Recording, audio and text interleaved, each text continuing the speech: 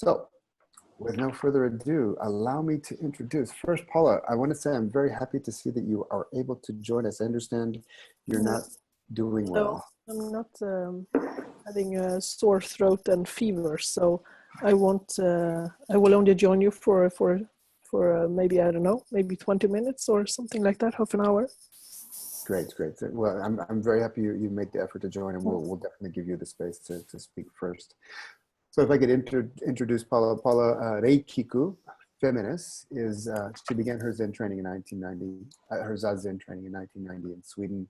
And for years, she followed her master Kosen in Amsterdam and Montpellier, France.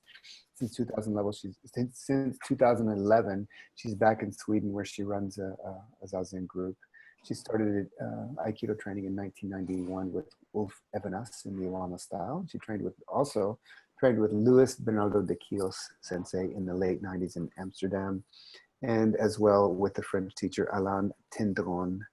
And he emphasizes, having trained with these different teachers, Paula, she feels that the Aikido goes very much in line with the Zen teaching of beginner's mind. And awakening to these different traditions has actually helped her awaken to the need to have more, made her Aikido more evolved Aikido. Eran Vardi Roshi. By the way, Paula is also a Zen master or Roshi. Eran Vardi Sensei is a member of the teaching staff at the New York Aikikai. Throughout his Aikido career, Vardi Sensei has trained under Chiba Sensei, Kanai Sensei, Sugano Sensei, and has been deeply influenced by Donovan Waite Sensei as well. Eran Vardi Sensei, he's Roshi, a Zen master, and an ordained Zen priest in the lineage of Taizan Maizumi Roshi, and is a member of the White Plum Asanga. Eran is also a neuromuscular massage therapist. And you can find more about Eran and his dojo at aikidospirit.com. And I will also introduce Teja. Teja Fudo Milbel. Throughout his life, Teja has been a committed practitioner of the Dharma and the Tao, integrating Qigong, Aikido, and healing practices. He's a lifelong practitioner and teacher of Aikido, a 5th-degree black belt, and of Chinese internal arts, and with a special emphasis on the healing and restorative aspects of Qigong and meditation. Teja is also a lineage holder and recognized Zen master, Roshi, from the Rinzai Shu, or Rinzai Zen lineage, where he goes by the name of Fudo-myo, the immovable spirit. Teja is committed to a lifelong pursuit of mastery of these evolving teachings and disciplines, and the ethical and empowering communication and transmission of their essential qualities for universal benefit. You can find out more about Teja at his website, www.qigongdharma.com. So maybe just to open it up to you guys, let you present your voices, and Paula, well, I really feel you. How are you doing? No, I lost you. You lost me. Well, I'm happy to have you here. We can hear you. Can you hear me? Yeah, sometimes it's kind of moving. Okay. No, now I hear you. Now I can see you. But what did you want me to say? Well, welcome to the Telesummit. Yeah. I'm just happy that you could join us. Would you like to say something about the topic? Yeah. What can I say? I can. For me, Zen is much about practice. It's a very physical. I mean, I practice Zazen. I'm not so much into philosophy of Zen or the reading. That was the teaching of our teacher Deshimaru. It's Zen is Zazen, so it's a really physical training, and I think there is a lot of common aspects between Zen and Aikido, and what I feel, I mean, it's the presence to be here in the very moment. I think then there we have a lot of common points, and I think that is what I find. If you can say that Zen is useful, then I could say that Zen is useful in that sense that it makes me really to enter in this kind of a black hole where I can react from the point zero somehow, without having influence, or just being in that moment and act from that. And I think that's really, really, Aikido is becoming very interesting when you practice in that way, to come back to this really essence. Oh, beautiful. Yeah, thank you. Eran, it's great to see you. I trained with you years ago for a short period here in Israel, but it's nice to see you. Welcome to the call. How are you doing? I'm good. How are you? Can you hear me well? It's a bit very well. There's no echo? There's no echo. Okay, good. Yeah, I can hear some echo sometimes. Yeah, I don't know if it's okay. Let me know if I don't know what I can change, but let me know if there's any interruption. Okay. In the call. So you want me to speak about my experiences? Well, in a moment, I'm going to set up the whole discussion, but I just wanted to just kind of allow you to say hello and, you know, where you're at with Aikido, with Zen, whatever you want to say. Okay, so for me, Zen actually brought me into Aikido many years ago, exploration of spirituality and actualizing spirituality and not just sitting on it. And for me, it has been one and the same. I often find that Aikido stays compartmentalized, and it can become very quickly about the beauty of it, which of course there is plenty of, and perfection of technique, but it remains within the walls of the dojo, and it remains on the mat. And actually, I've seen it time and time again. People that are very good at Aikido, but then can't seem to find the link between what they do on the mat and what they do in everyday life. And so I always found Zen to be the link, the component that links what we do on the mat and how we function in everyday life. And over time, and as I deepen my practice, my own practice, also my teaching, I see what it does to people. I see how it allows us to integrate, to really embody what we do on the mat, and to a point that it's no longer Aikido and it's no longer Zen. It becomes a continuous flow that doesn't need a name, doesn't need a definition, and does not need the federation, does not need a gi or a belt or hakama or anything. All this is just stuff that can be helpful, but can also get in the way if we don't know how to use it correctly. Yeah, beautiful. Great. So thank you for that. Teja, welcome back. Wonderful to see you, and a pleasure to be with everyone today and engage in this very interesting conversation about both the relevancy of the Dharma and its relationship to Aikido. And we're all, I think, in some ways cross-trainers, aren't we? So finding the way that the practices are both relevant and also offer both depth and breadth to our practice. And that practice is, I think, what we're going to be talking about, Miles, today in terms of what is the Dharma, or why do we need a Dharma of Aikido? So, or do we actually? You know, is there one already inherently present in Aikido itself, which I believe there is. Yeah. So let's look at some of those specifics, and I'm just delighted to be here with everyone today. Thank you. Great, thank you very much. Okay, so just to set up the conversation, you know, and my background's more in the Theravada tradition. So if there's some language, you know, give me a little freedom here. But you know, Dharma, certainly in the Theravada tradition, it points to ultimate reality, that absolute whatever, that words we can't put on it, like Eran said, but it is an absolute state. And what's beautiful about Buddhism, for example, is that it's resting on an absolute truth. It's resting on that absolute state. It revolves around that.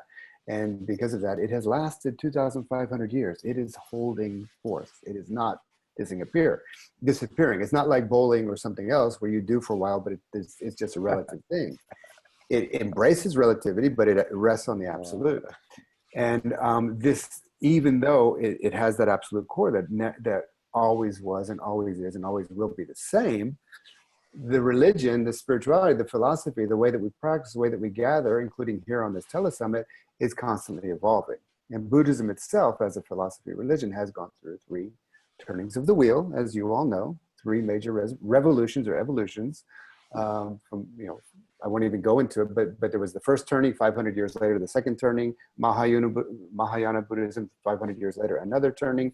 And each one of these turnings was instigated by a Buddha, one man who had a new revelation, a new awakening to the core Buddha nature, and it transformed the practice. And they say that now we are in the midst of a fourth turning where the East and West come together, and where it's not just spiritual depth, but also psychological understanding and many other things that are coming together, that is beginning, not only is Buddhism impacting the West, but the West is impacting Buddhism. And one of the features, and that's why I want to talk about this today, one of the features of this fourth turning, they say, is that it's not going to be one person that's going to be the initiator of this revolution or evolution of the Dharma. The Buddha is the Sangha. It's a collection of awakened individuals that are networking together in a collective intelligence that is bringing the practice, or the practice and the art and the Dharma forward. And this is something I actually see happening in Aikido as well. So it seemed very interesting for me to especially with you, since you're all Dharma teachers, to really look into the question of what is the Dharma, what is the Dharma of Aikido, and why do we need it? Question mark, if you think we need it. And Paula, since I know that your time is probably limited here, so yeah. I'll start with you. Yeah, one thing that comes to my mind, which I think is very one of the beauties with Zen, is the non-discrimination. There is you don't judge anything as being good or bad. And I think these kind of very basic principles in Zen are very useful also for the teaching of Aikido. And you could say that it's very evident that it should be that way, but I think it's a good way to remind all the time, to get reminded about these things, that you don't take them for granted, and you don't feel kind of secure in what you have already achieved or what you have already learned, but always coming back to the beginner's mind, and always being very present in the very moment, and not judging what is coming or what is not coming. And I think that's I'm very kind of practical in my approach. Seems like. Eran, you want to? Sure. Are you done, Paula? Okay. Yeah, you don't hear me? Yeah, I do. I didn't know if you have anything else to say. Sorry. I wanted to make sure that you feel completed with that. No. Go on talking. I have a sore throat, so I have like a kind of difficulties talking. So okay. I can, if I find something more to tell, I join. Okay. So Aikido, why does Aikido, or if Aikido needs the Dharma? I think maybe we have to look at the question, to say Aikido, to say the Dharma is actually to say the same thing. So why does Aikido need Aikido? Maybe, but it is actually in Aikido itself. Just the 3 words together. Our job, our practice is to unite all the parts to one, or probably more accurately, to see that all parts are united, always have been united, always will be united. And what separates is an illusion. But then we live based on an illusion, and we live as if things are separated. So to unite all the parts is more to realize that we are already united. We were born this way and we die this way. And unfortunately, for many, we live a lifetime not realizing it and therefore not actualizing it. So you know, Dogen said to actualize the fundamental point, right? So first we have to get in touch with the fundamental point, which in Aikido means to get in touch with the center, to get in touch with that which is beyond me, beyond my partner, beyond the dojo, beyond the mat, and then to actualize it, which is very challenging. And also, there's a saying to assume the shape according to the need, and I've always found that to be such an Aikido phrase, actually, to assume the shape according to the need. It's what we do on the mat. We whether we are on the Nage or the Uke side, our job is really to constantly adapt, to constantly be like water. And in that, to examine the resistance that says, I don't want to do that. So there is very strong resistance, which we encounter and we practice with, we work with, we learn to dissolve, right? And so to assume the shape according to the need, or dwelling nowhere, raise the body mind. I mean, those are very common Zen phrases, Buddhist phrases, but it's so common to Aikido. It's what we do. So to learn to bring that and to learn to harmonize, right? So just the simple technique interaction between Nage and Uke. We take two and we merge them into one. And then in that, there's a point of the technique that you actually forget whether you Uke or Nage. And it doesn't matter, actually. It becomes so irrelevant. And then at the end, you know, something happens. But that is kind of like a flower of the technique, right? So it flowers into the throw or the fall or whatever. And then it keeps going because that's not the end. It's just a manifestation. Right, so I always see Aikido as a way to practice that, but also as a way it is manifested. So it's both. It's a way to practice unity, and it's also an expression of unity. Beautiful. And of course, easier said than done. You know, that's why it's a lifelong pursuit. And I always tell my students, nobody gets to graduate. So we always keep going, you know, and that's the beauty of it. And I think this is why so many of us are so deeply amazed by it. And, you know, and not that, you know, instead of like many people, you know, they are pursuing something for a long time, they kind of get burned out. I think that for a lot of us, it goes the other way. It becomes more exciting. It becomes deeper. It becomes wider. And more colors are extracted as we go deeper and deeper into it.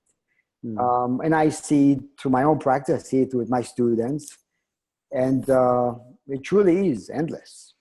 Yeah, beautiful, beautiful. Teja, you want to speak about that?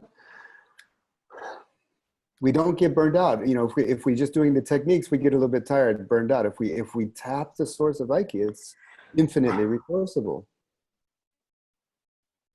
Wonderful, thank you. I think it's interesting to look in the sources of Aikido and O-sensei and understand that Aikido arose in a culture that was deeply impacted by the Dharma, deeply impacted by Buddhism. And so laced inside, kind of intrinsically in the philosophy of Aikido, is these wonderful essential qualities of the Dharma, of Dharma practice. And if I were to summarize those, when we look at what we sometimes call the precepts, or those of us that have done the Jukai or the Bodhisattva path, look at the precepts of non-harming and basically respect of life. And I really feel that these qualities of practice become embodied with us in our Zen practice, hopefully in our Zen practice or Buddhist practices, but certainly also that it is potential to integrate this quality of kindness and respect and non-harming, which is at the core of Aikido practice. So non-harming, essential respect of life. And then we have, of course, the refuges, the refuge of Buddha nature. And when we look at that, how that is integrated in our Aikido is that we are recognizing in a certain way that we have what is sometimes called Buddha nature. Or otherwise, I think, Miles, you and I have talked about this as being the relative and the absolute. So it's hard to speak of this, of course, but we always just stick our foot right in it anyway. And so it's a good thing. We can talk about the non-dual and the unconditioned and the Tao and God and, our true nature, our Buddha nature.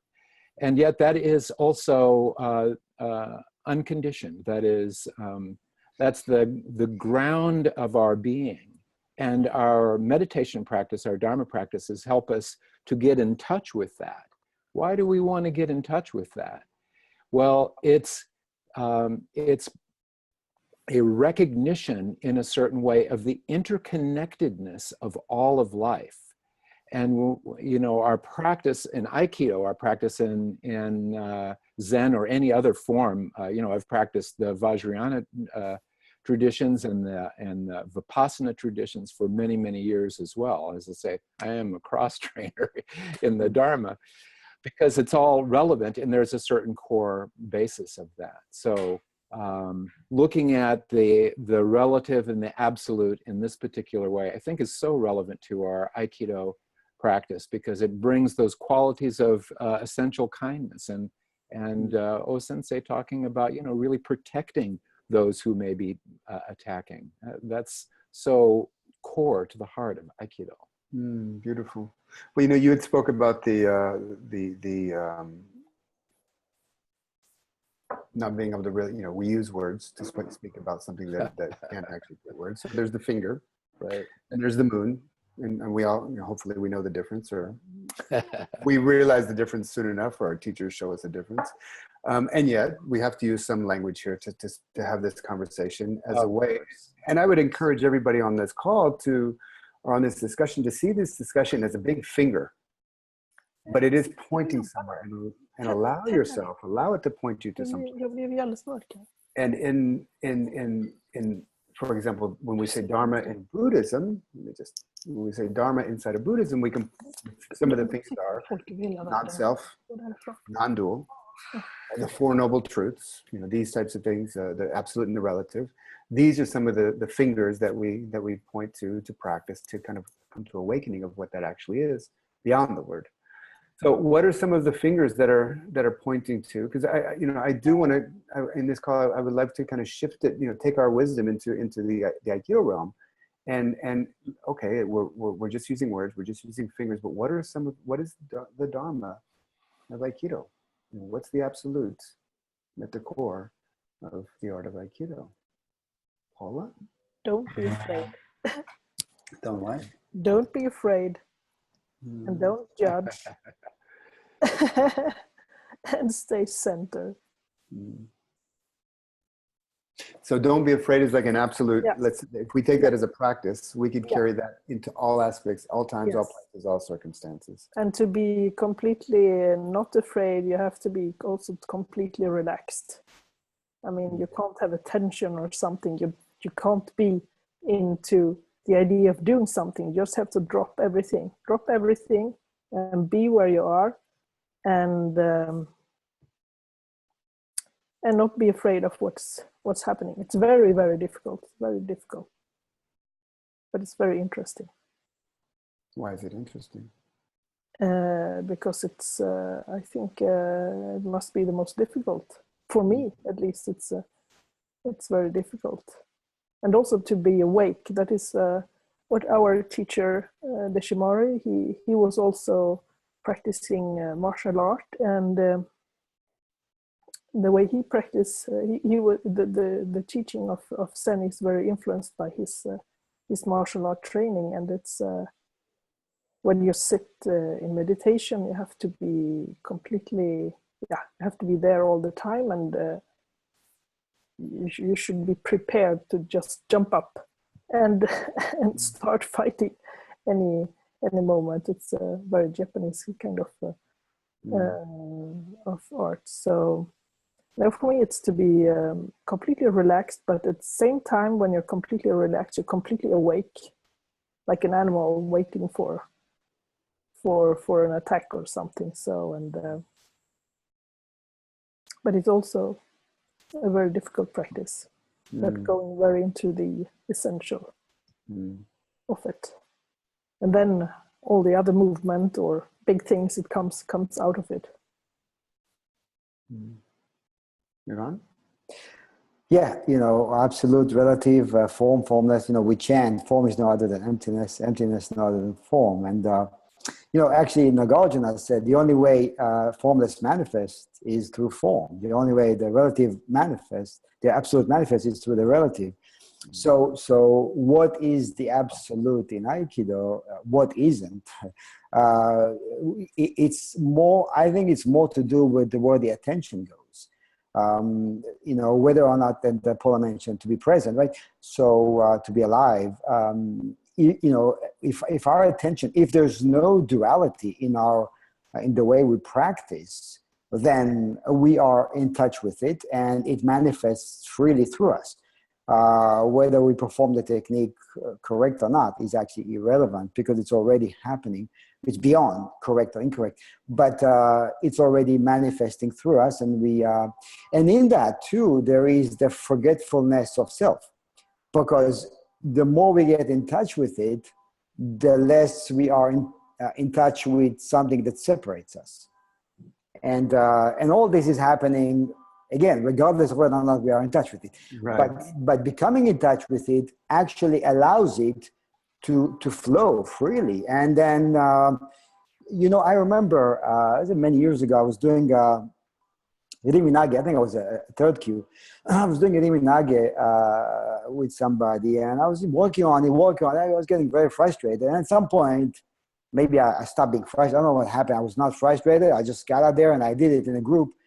And it happened like magic, you know, and the person went down, my partner went down, and I didn't even know what happened. And it was really, truly like magic, and I haven't experienced that before, and it was amazing. But then a few minutes later, I started to feel good about it. So, and I robbed myself out of the experience, actually, and I suffocated it. Yeah. It was quite amazing. I actually suffocated the experience. And it took me a long time because for a while I tried to replicate it. Obviously, it doesn't happen, as we all know. And then I just stopped trying to replicate it, and it began to happen more often. And I don't know, I stopped wanting to know who did it. Yeah. And so now it happens. It's always there. You know, we ask about the Dharma. You know, we chant before Teja, we chant opening this Dharma. Everybody chants that. And, you know, and one of the lines says that even in 100,000 million years, you know, it's hard to come by, right? That's how rare it is. Rare. Indeed. Very rare. But at the same time, there's nowhere that it does not manifest. So it being rare is not because it's not available. It's because we don't make ourselves available to that. Because our attention is caught up in thoughts of self-concern. Yeah. You know, we are very boxed in our own little box, basically, in our little stamp-sized world, right? Coin-sized world, and that we think this is the world. But in reality, it's not like that. And I think Aikido has the potential to help us break free out of that. But again, we have to be willing to do that. And I think that Zen practice or any, spiritual practice like that can give us the guts, the fearlessness to actually break through the ego. I mean, it's not a word I use commonly, but it works because we understand each other when we bring that word. But we need ways, we need help. Well, maybe not help, but we need guidance and sangha and teachings in order to stop trusting the illusion and start trusting what we don't know. Beautiful. Well said. Teja, do you... Miles, how would you like to reframe that question? Well, so if we know, like, for example, when we say if we say the Dharma is an absolute something, an experience that can be attained, and some of the doctrines, they point to it as the non-self or the non-dual or the relative and the absolute, the Four Noble Truths, etc. These are universals. Always were, always are, always will be. What is the Dharma inside of Aikido? What is the core of Aikido that's not changing? That before O-sensei, it was there. After Aikido disappears, if it ever disappears, it's still there. It wasn't born, it shall not die. Mm-hmm. Mm-hmm. The I of Aikido really points to that big love, that universal love. And it's not insignificant that is the first character of O-sensei's art. I refers, of course, to this essential harmony, to this essential love. And I think that is what is the unchanging ground of Aikido. So as we practice, we're practicing this essence of love, this essence of connection, of the quality of our relationships. We're not just learning Ikkyo, Nikkyo, Sankhyo, Yankyo. Those are, the form of our practice is the gateway to the practice of the principle. So these life-affirming practices, as you like to say, Miles, and which I very much agree with you on this, that these life-affirming principles are what are unchanging for us in our Aikido practice. So really understanding and remembering that this quality of harmony, this quality of love, this quality of caring for one another, essential kindness, really a quality of kindness. And this is inherent then in the thing that I mentioned earlier on in the precepts and the non-harming and essential respect of life. So can we be in that? And of course we can. Our Aikido training is in some ways the time we spend on the mat, but it's also the other 23 hours or whatever it is that we're spending in our lives. So I think that's how I would address at least begin to talk about that. Thank you. Paula, how are you feeling? Yeah, I'm fine at the moment. I think I can join a few more minutes. Okay, so let's bring this into the conversation of the absolute and the relative and the absolute, the true truths doctrine. And if you look around the Aikido world, wow, there's a lot of relatives going on.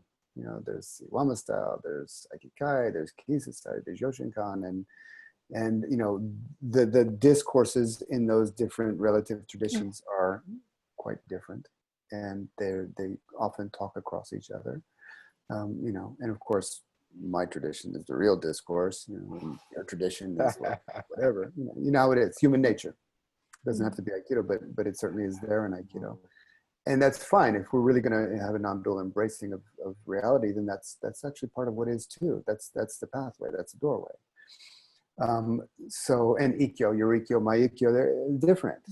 Yeah, but what is it about Ikkyo that's the same? Where are we actually united?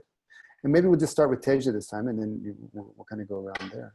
So in that sense, what's the relationship between the absolute and the relative in Aikido?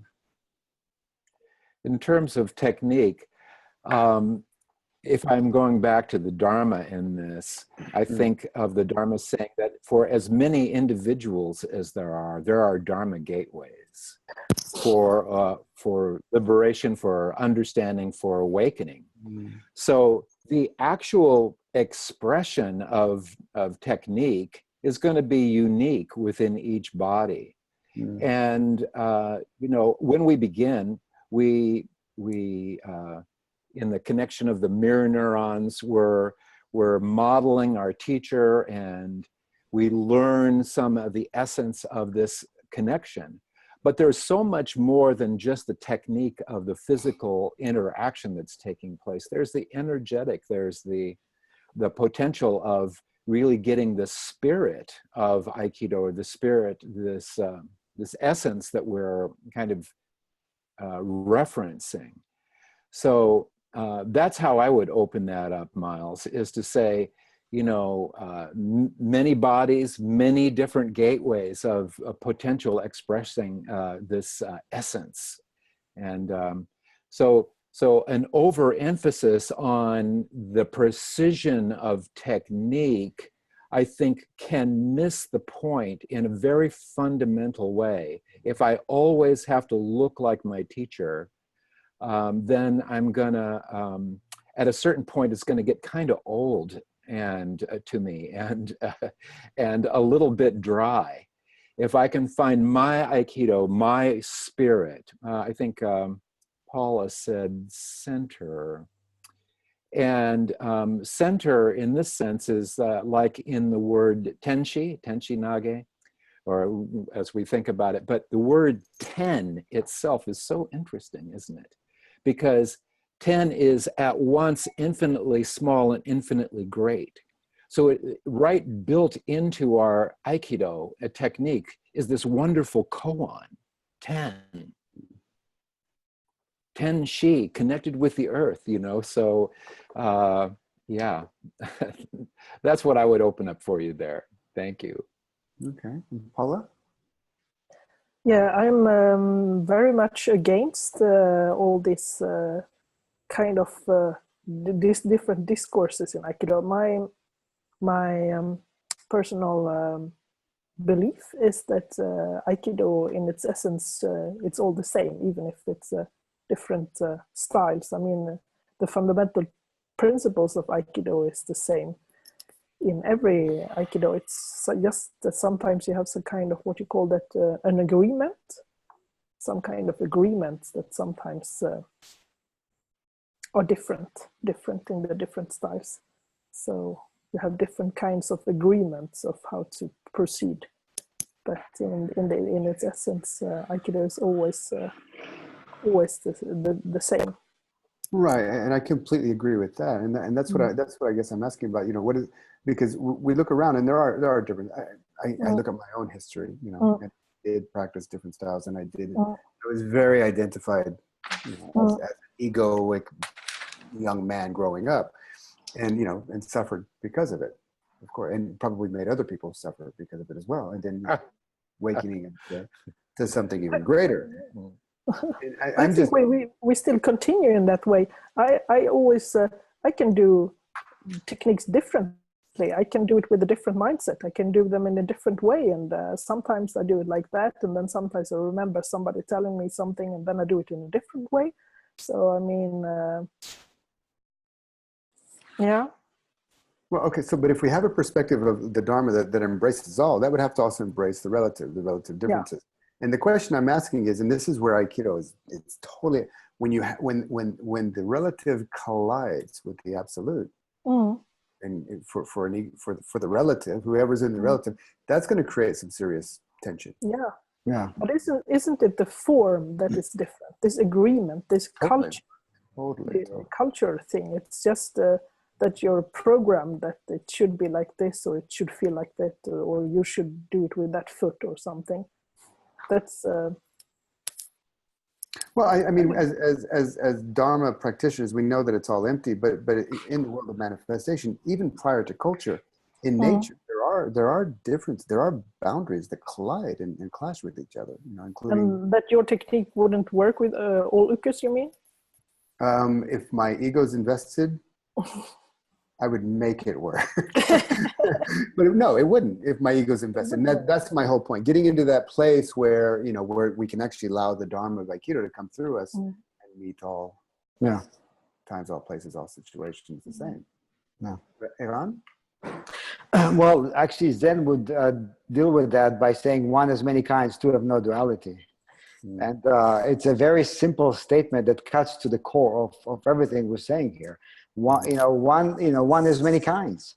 One has many kinds, but the many kinds of the one never create any division. We create division, and we fool ourselves. And then I think what we do often is we create problems, then we try to solve them, not realizing that there is no problem to begin with. There is no problem. But then we are so vested in our own creations that we think, well, I got to solve this. But there's nothing to solve, because the uniqueness of each, for example, you look at the tree, look at forest. Of course, if you really closely look at each tree, each oak, same oak trees, right? Same family, they're all different, but they're all one. And in a way, they share, if you look at the five fingers, that's a very common example. You look at the five fingers, right? And you see, if you only see this, you see only how different each finger is from the other, but you don't see that each finger is the other finger. I say, it's a finger and I'm correct. I say it's a thumb, I'm correct. I say it's a hand, I'm also correct. Which is it? Is it a thumb or is it a hand? Why does it matter? Why do I need to know? Why do I need to define it by either calling it Iwama or calling it Aikikai or calling it whatever? So by bringing that up, by raising those definitions, I create a problem. But instead of in a way, the answer is before the question is raised, not after. Right. But what we do is often we look at, so there is a question, and then we look forward from the question rather than look back at where did this come from? Totally. Why? What gives birth to such exploration? Is that what I need to be doing? Or do I need to look at the mind that gives rise to such questions? There's a common saying, differentiation without equality is wrong differentiation, and equality without differentiation is wrong equality. And it's very much like that. Now, of course, in Aikido, and I think you were saying that at the beginning we imitate our teacher, of course, because we have to learn how to walk. Right. But then we have to make it our own. Yes. But then again, making it our own can, the ego likes that, so called my own Aikido. But that's not what making it our own is about. To make it my own without differentiating it from others. To see that this is how oneness manifests in a most unique way. Nobody will ever be like you. Nobody was ever like you. You are unique, but it doesn't mean that you're different.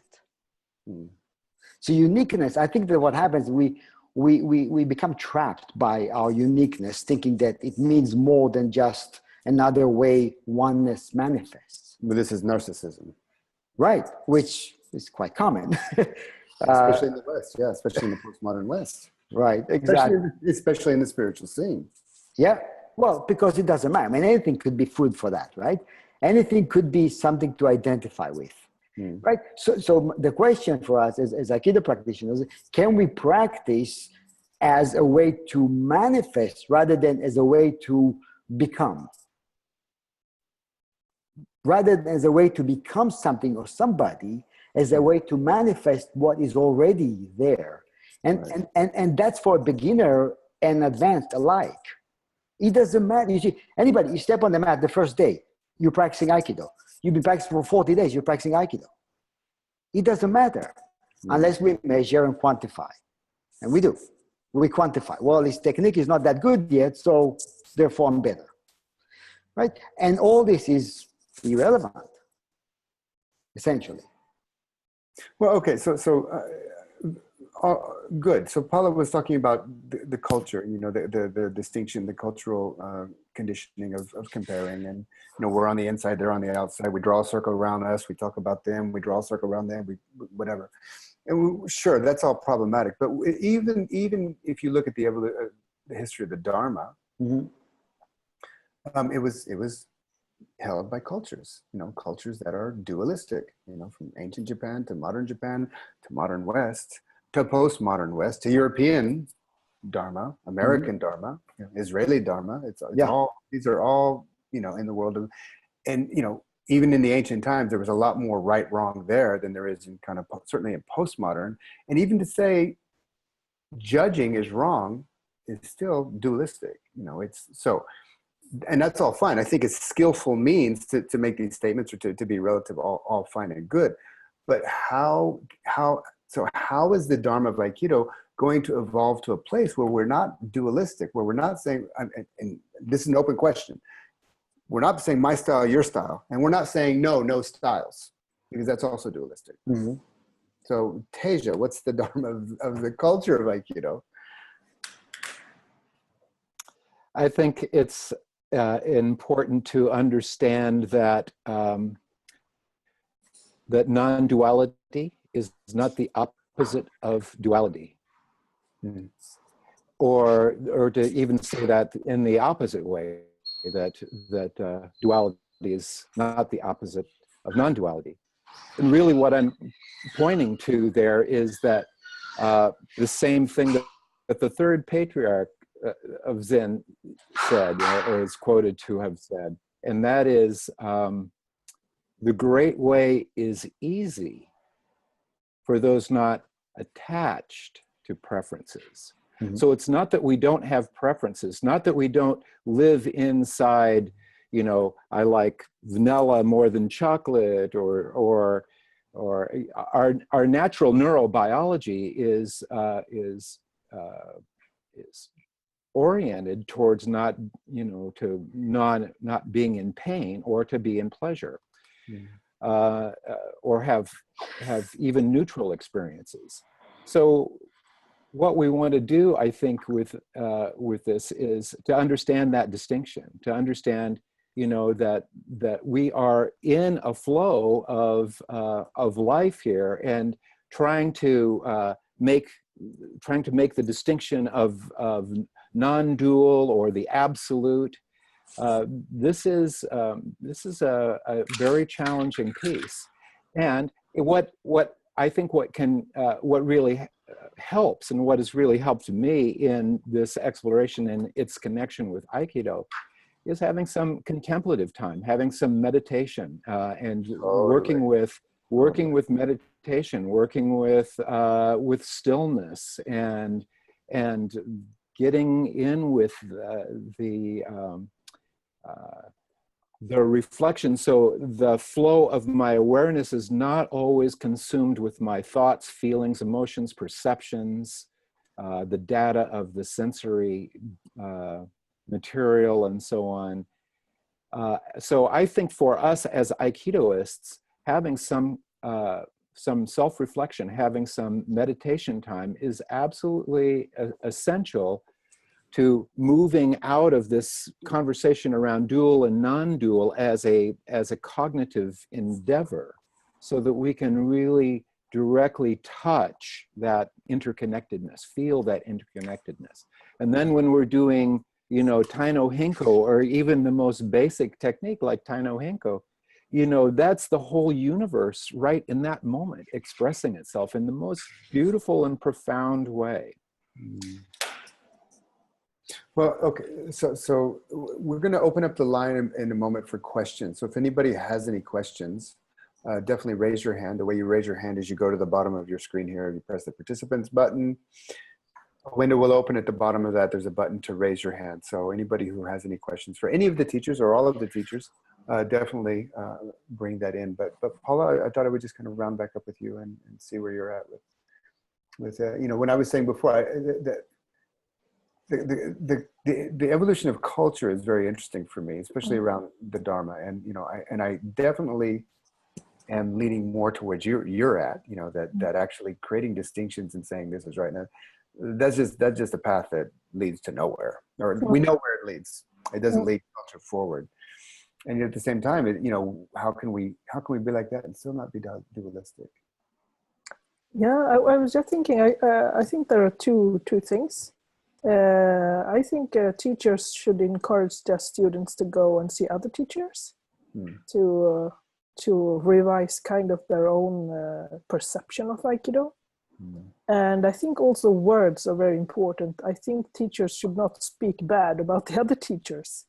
I think that is what that is how I've been taught in Aikido from the very start, that there are the good Aikido and there's the bad Aikido, and the bad Aikido, they didn't understand anything. And so this discriminating thoughts and words, I think they're very harming, and I think we should learn a lot more by sharing and having common workshops or seminars, and because I think that is really a good way of evolving. Yeah, and I think we both had the same tradition that we started in Aikido, and I agree with you, but I think we also need people, teachers, like yourself, to stand up and say, hey, let's not do that. Yeah. Yeah. Eran? Yeah, one thing I want to add to that just shortly. Judgments happen.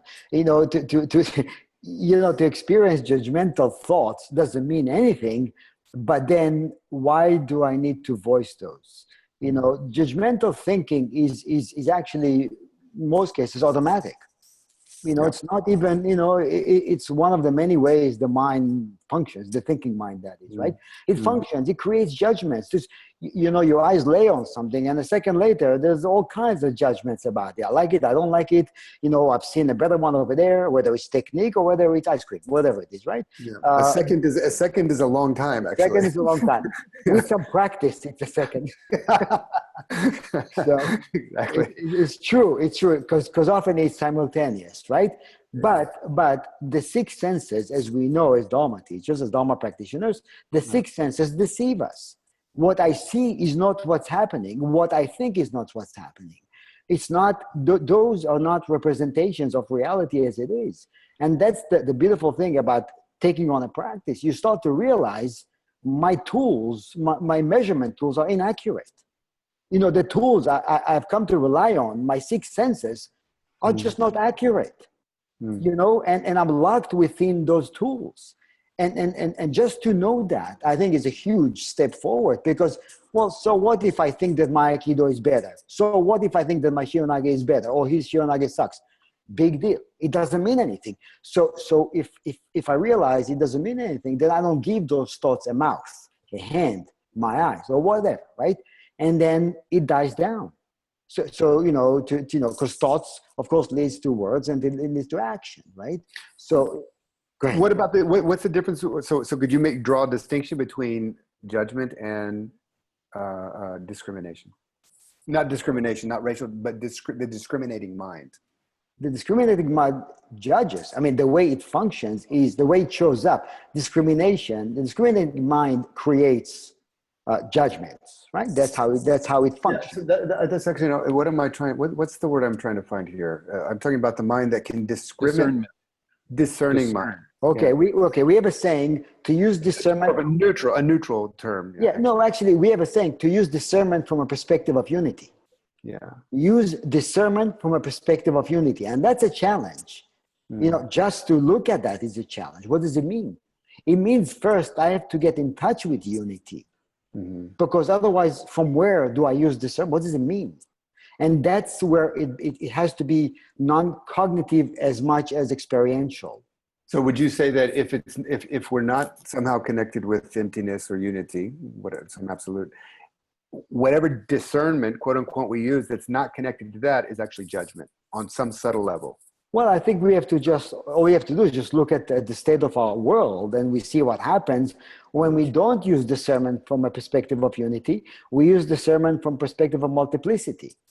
And then we get lost in that, and we create conflict after conflict. And you know what? It's not just Aikido.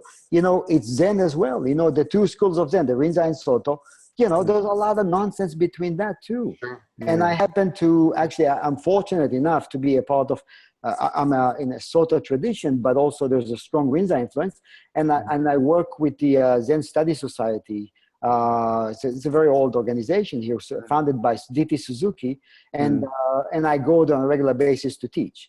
And so I get exposed to Rinzai, and I was there on Saturday, and I officiated for the first time on the Rinzai tradition, which was quite amazing.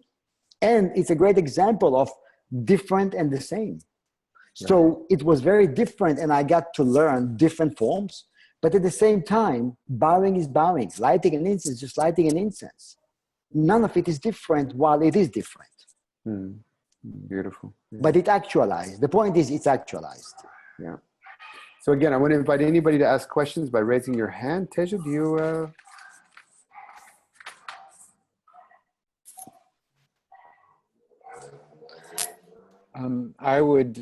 I'd love to hear what people have to say. You know, questions are fine, but also maybe there are some comments and some other observations that others on the line would like to make.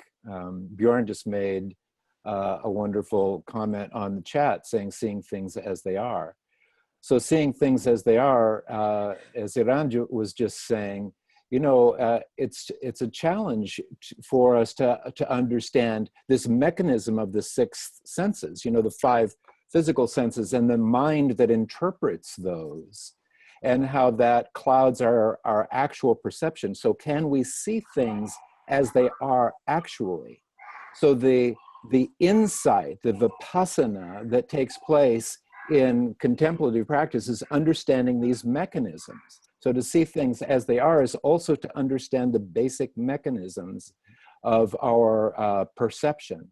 And this is totally relevant to us in our Aikido, because it connects with how we might judge ourselves or judge others, and that influences how we participate in our Aikido with one another in this beautiful relational art. Beautiful. Okay, so okay, since nobody's raising their hands, and I would like you to still, if you want to contribute something, to raise your hand. I have a question. Actually, it's not a question. I've formed a conclusion on this one, but I would like to hear what you guys think. Ki, central to Aikido. Is it absolute or is it relative?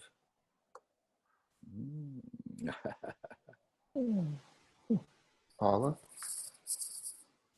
Well, I think it should be absolute, but maybe I'm didn't grasp the whole.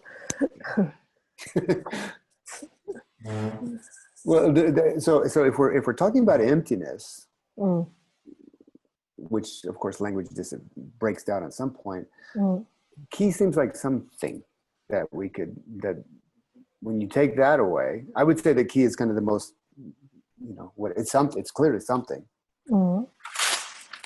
And if it's something, it's not nothing. Yeah. So what do you guys think?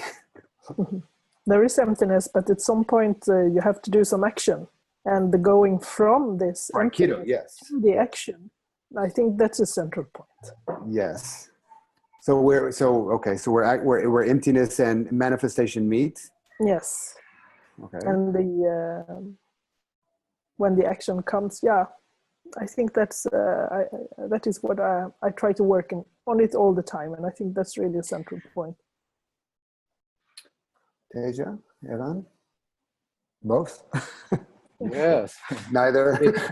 Yes, both are neither. As the wonderful teacher Robert Nadeau Shihan says, it's ki, it's chi, it's energy. Yeah. So is it absolute? Is it relative? It is the life force is what ki or chi is. And so it has a sense of being manifest.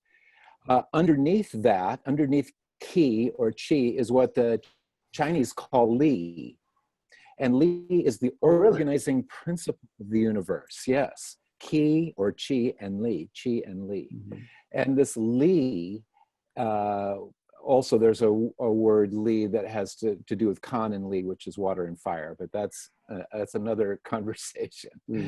So these organizing principles that give the fractal beauty of the universe, that, as Eran was saying, oak trees, they're all the same, and yet you look at each leaf and it's uniquely beautiful. And it expresses itself through the fractal expression of the organization of ki or chi and li, and those fundamental principles.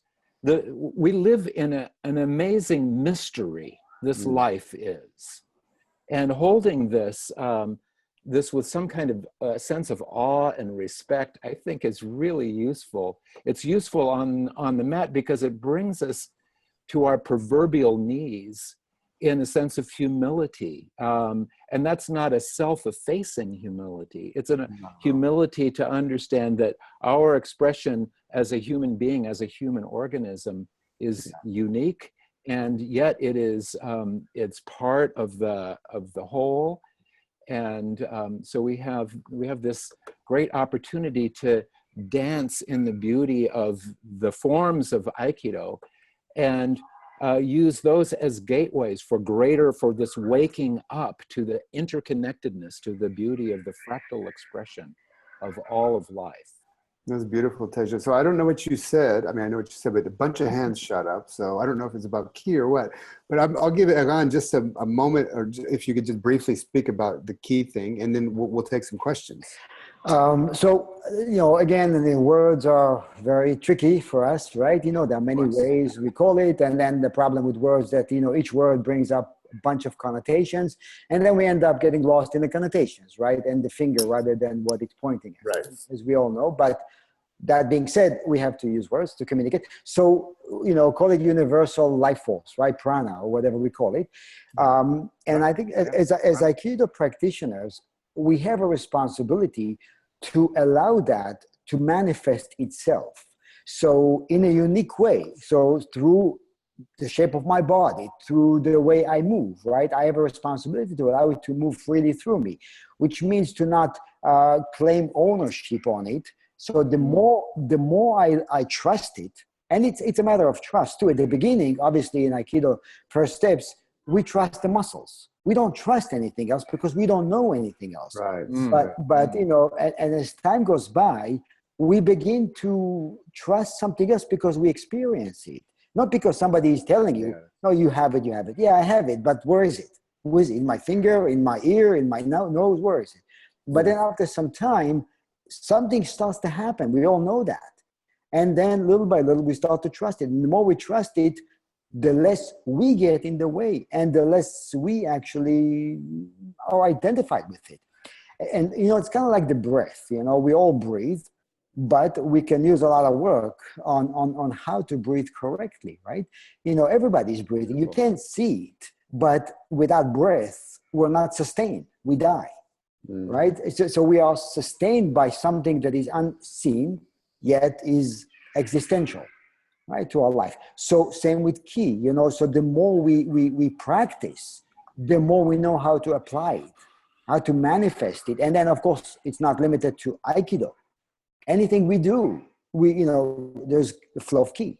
And it's a very healing energy, actually, right? So we have more than just the responsibility to manifest it on the mat. We have a responsibility to take it to the streets, to share it, to embody it.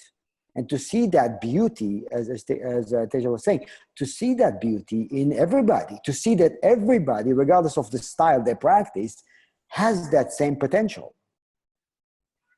Great. Listen, we've got 4 hands up, and I would like to hear some new voices, actually. So let's open up Gaston Lavelle Villarreal. Sorry, Gaston. Your mic's open, Gaston. Thank you very much. First of all, I want to thank all for this, because my soul really need it.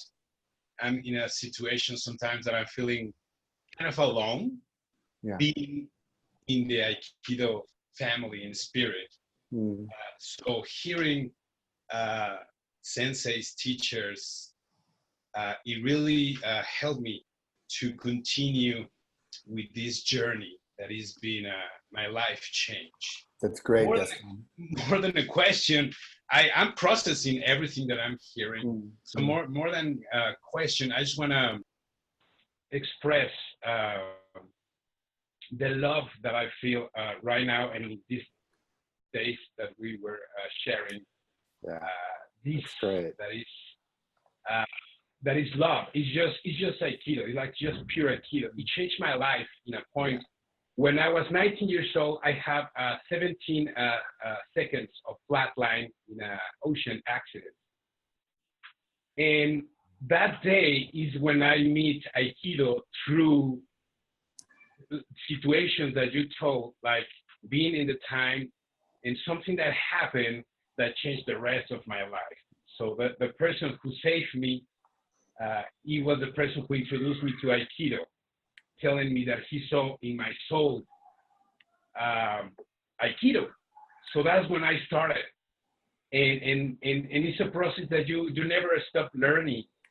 Every single moment, like right now, I'm learning and rejoining with myself through you guys. So I'm so grateful and so excited to continue with this positive energy and for myself and to express to my family, first of all, to my child, to my daughter, to my wife, as an example.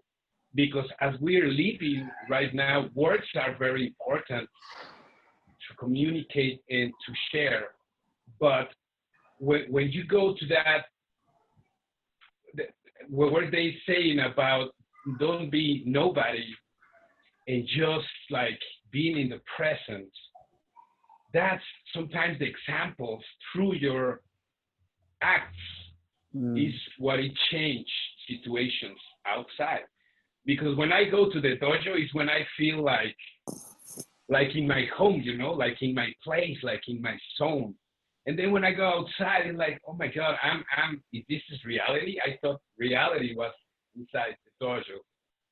So just to be the example, I go out the dojo and people just smile at me. And I know why, because of course I was training, I was meditating, I was in peace with myself.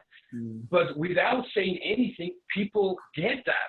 And they start to smile, they start to change the attitude. And I think that's just amazing how the Aikido through the same essence of nature express through everybody. And I'm just so excited to be part of hearing this, because I really needed to change a lot of things that I know I already went through, but every single day is something new. Nothing is equal. Every day is something new. Well, Gaston, thank you very much. Many blessings, Gaston. Yes. Gaston, where are you calling from, or where are you on the call from? I am Las Vegas, Nevada right now.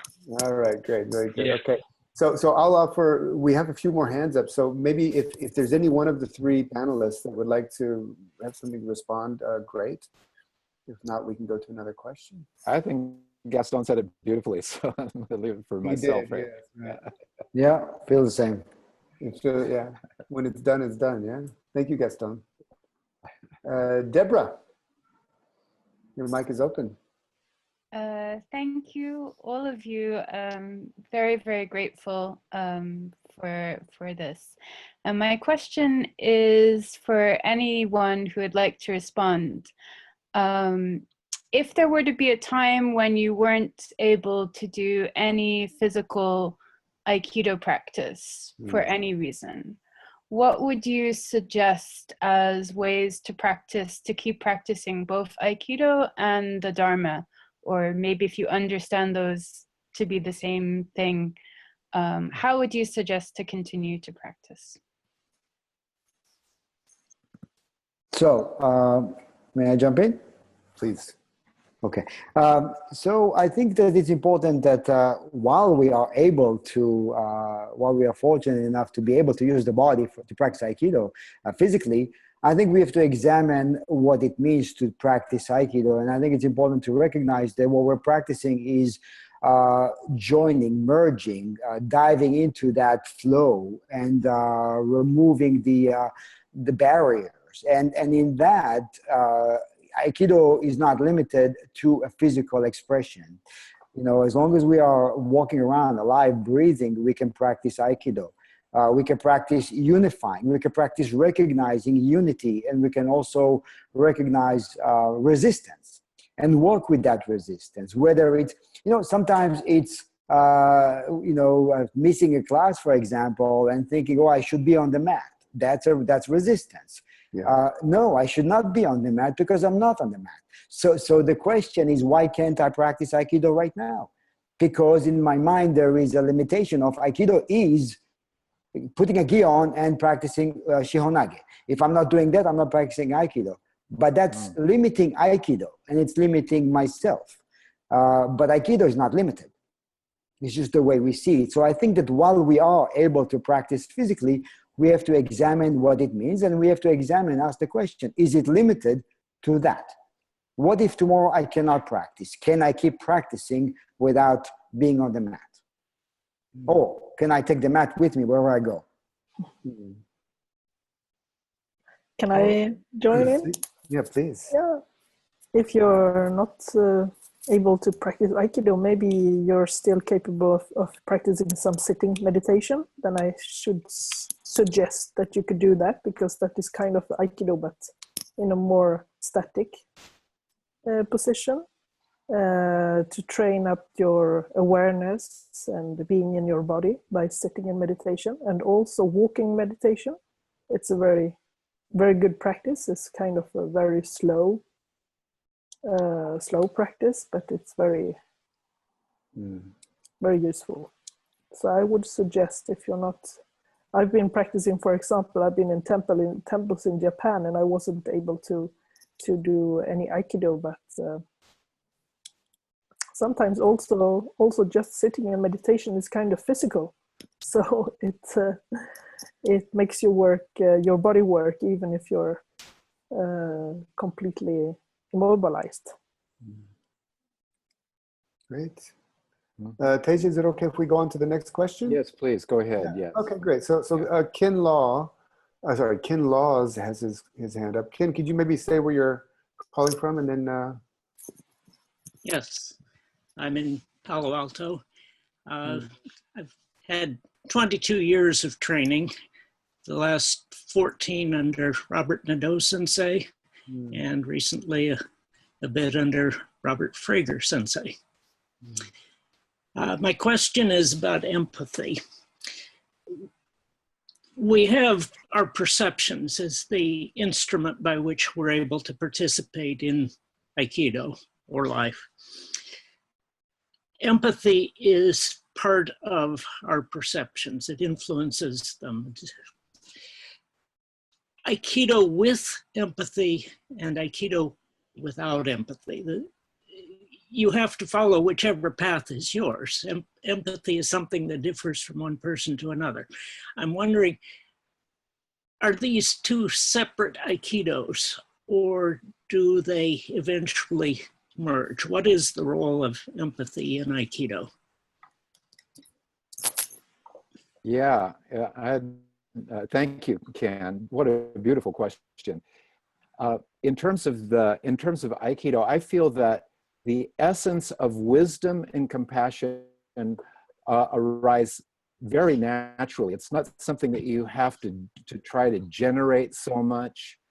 When we practice and when we recognize this lattice work, this interconnectedness of all of our lives together, I think compassion and empathy are naturally arising. I think this is a part of the fruition of our Aikido practice. It's certainly part of the fruition of Dharma practice, is to have a deeper sense, a kinder heart, a more open heart, a heart willing to be broken in with the sorrows of the world and all of this. So this wonderful empathy that you're speaking of, I think is core, is so central to the ripening of our practice as Dharma practitioners, as Aikidoists, one and the same. So thank you, Ken, for bringing that up. A beautiful, beautiful point.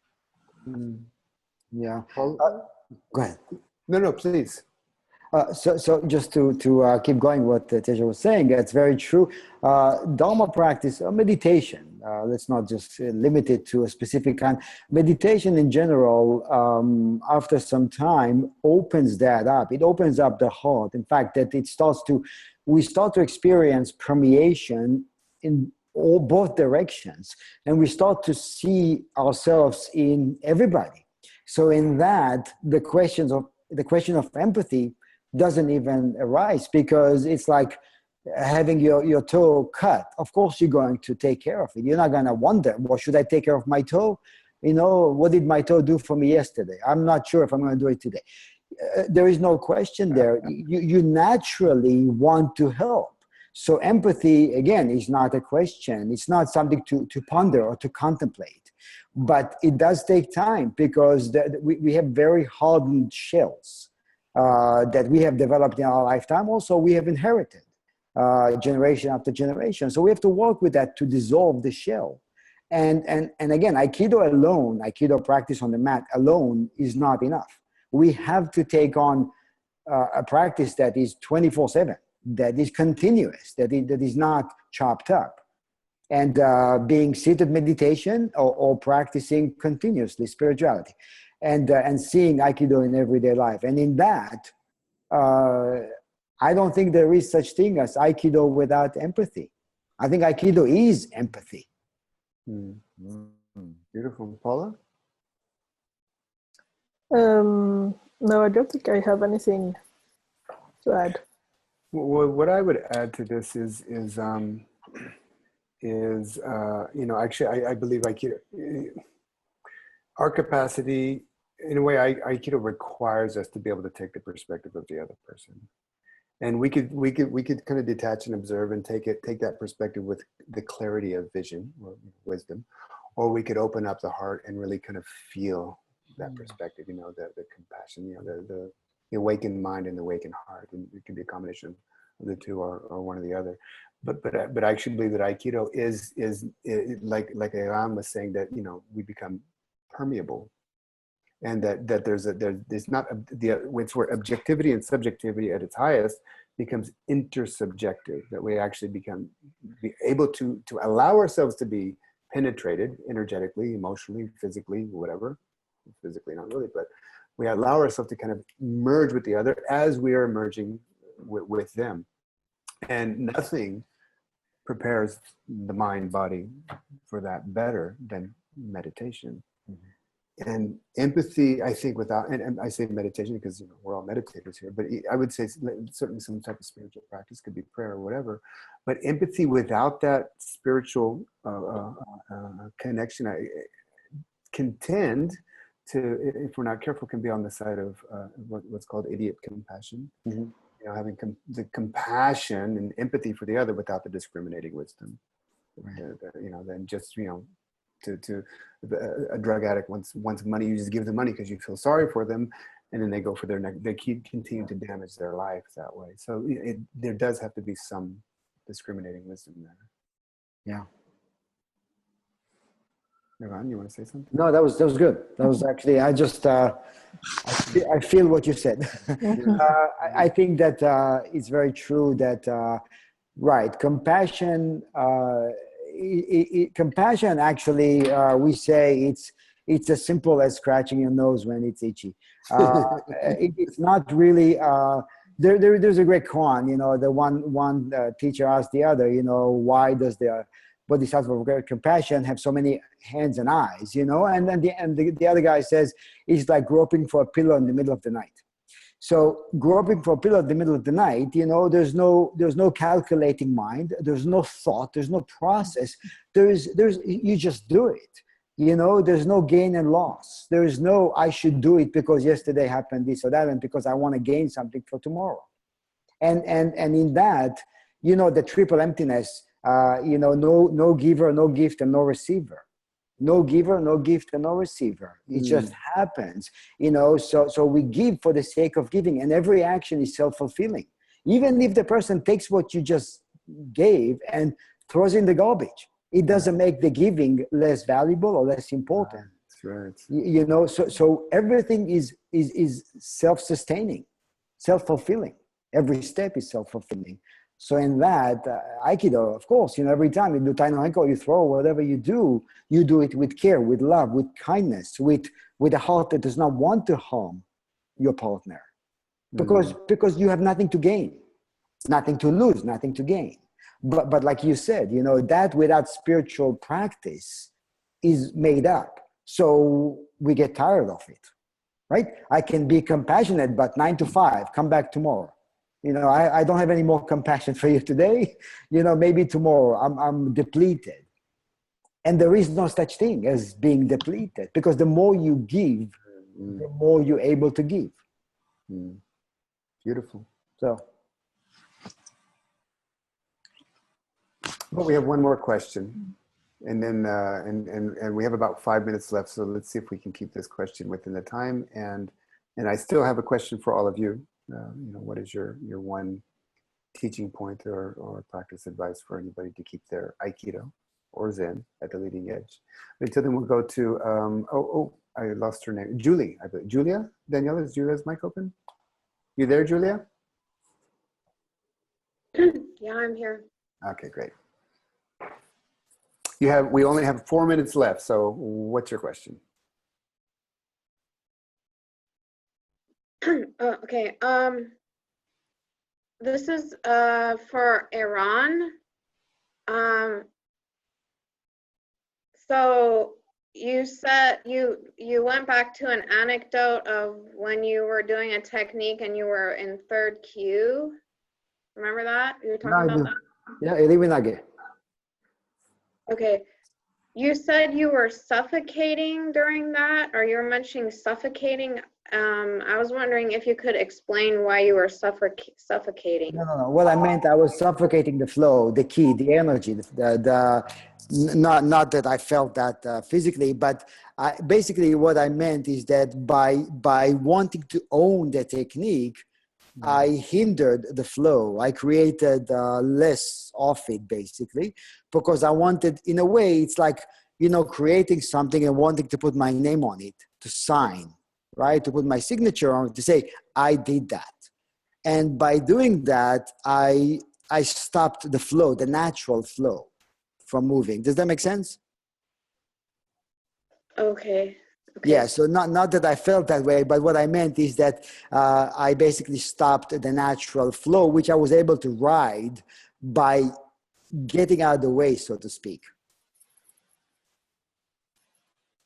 Oh, becoming, you mean unity? Yes, exactly. But then, you know, the self showed up again and said, wait a minute, I want a piece of that. I want a piece of the action, you know. So then when the self Only showed a up, piece? exactly, on the whole thing. Exactly. But then what happens when when it shows up, it wants to claim ownership. It wants to claim ownership. This is my Aikido. This is my technique. And I want others to see that. I want others to acknowledge that. And when this happens, it interferes with the flow. So that's what I meant by suffocating the natural flow. Great. Julie, is that good? Does that answer your question? Yeah. Right. Wait, hang on, Julie. If it doesn't answer the question, then you're going to have to take it as a Zen koan and chew on it for the rest of your life, because we've come to the end of our time here, and I still got 3 questions for the teachers, okay? Okay, sorry. It's quite okay. You can contact me if you want to keep going with that dialogue, I guess. Perfect. By email. Okay, fantastic. So for the 3 teachers, what is your one practice advice or training tip for keeping your Aikido at the leading edge? Eran, since you're on screen, why don't you shoot? Yeah. So I would suggest to all of us to keep examining what does it mean to practice Aikido, and to look at just the word Aikido, to merge, to unite, to unify. Am I doing that? How can I practice Aikido in everyday life, moment by moment? And to go beyond that as much as we can, and to actually never feel that we're done. To keep going deeper and deeper, and to be exposed to different teachers, different styles, to not get caught up with I'm better, the other ones are not so good. To be able to find unity even when we feel resistance, and even when we feel that there are many judgments floating around in my head. And of course, to seek and to add a spiritual component if you don't have one, to make sure that there is a spiritual component that ties what we do on the mat and what we do in everyday life. Beautiful. Paula, what's your advice for people to keep their practice at the leading edge? Yes, first of all, I think I will address more the Zen practice. And one of the things with Zen practice is that it is quite tough. And I would suggest you continue to practice even if sometimes it's not maybe what your first choice. I mean, we have ups and downs, and I think it goes for Aikido also, that we should practice even if we are at different stage in our life, with different energies or different physical conditions. I think to continue to practice and don't let go just because it becomes difficult. Sometimes you evolve, and sometimes you come to a kind of a plateau and you have the impression that nothing is happening, and to continue even during these plateaus, I think it's important. So continue to practice even if, and to have a regularity in your practice. So at least for the Zen, if it's once a week or once a month, to continue to have a kind of regularity in your practice. Yeah, beautiful, thank you. Teja. Well, Miles, I've kind of already answered that in the previous one. So if you need to complete your time now, I think that's good. And I could summarize it basically in Please do. This practice of self-reflection. You know, have a practice of self-reflection, and what Eran said and what Paula said, I would both concur. Yes. And that's it for today. And I once again, I want to thank Fudo Myo, Junryu, and Rei Kiku Roshis. And thank you for sharing your Dharma with us all. Thank you. Great seeing you. Oh, thank you. Good to see you all. Bye-bye. Bye-bye, and have a great evening, great day, wherever you're at. Goodbye. Bye-bye.